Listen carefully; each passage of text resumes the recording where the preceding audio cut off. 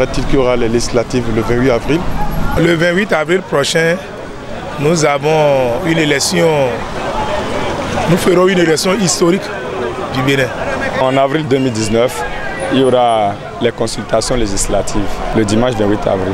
Il y aura l'élection législative en cette année 2019. C'est le 28 avril. En 2019, il y a les élections législatives. Je pense que le chef de l'État a encore déjà promulgué le date, c'est 28 avril 2019.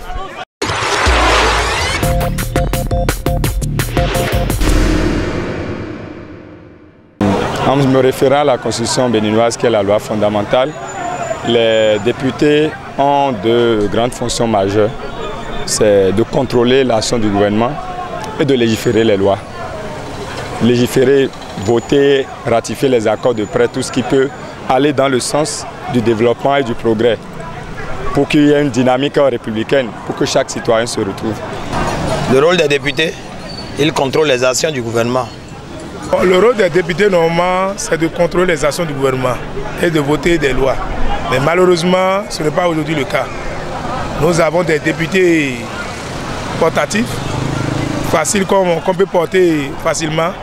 Ils ne sont même pas des élus représentants du pays.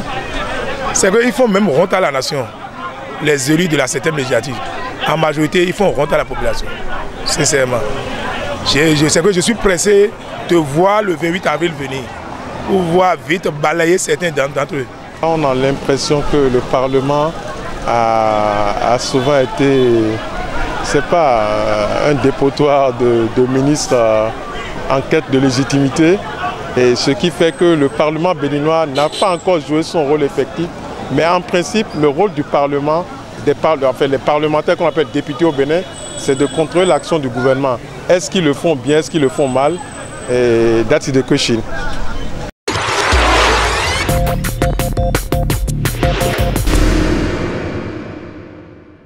Je dirais bravo et c'est à l'actif du peuple béninois, en l'occurrence à son chef d'État Patrice Talon, qui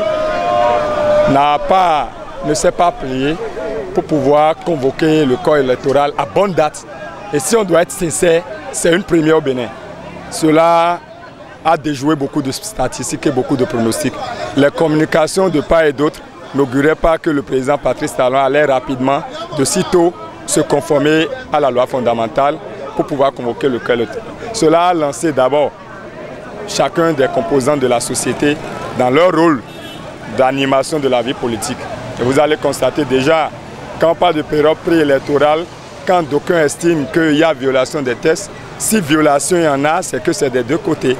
Il n'y a pas ce week-end où les opposants et mouvanciers ne sont pas en communication à la base, ils sont toujours en communion avec leurs bases respectives.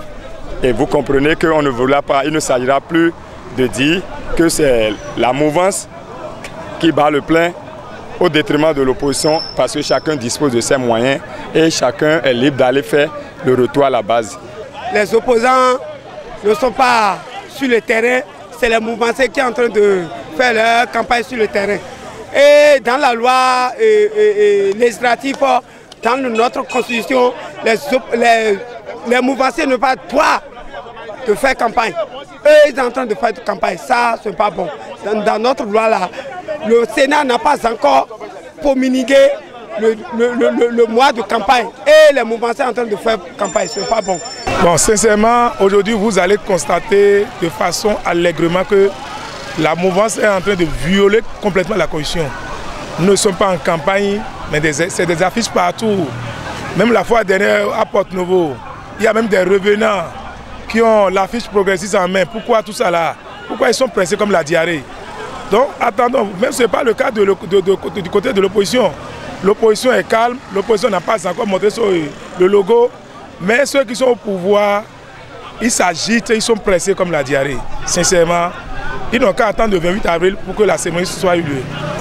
Je n'accuse personne parce que tous les deux clans sont en train de battre déjà leur campagne, comme la mouvance et l'opposition.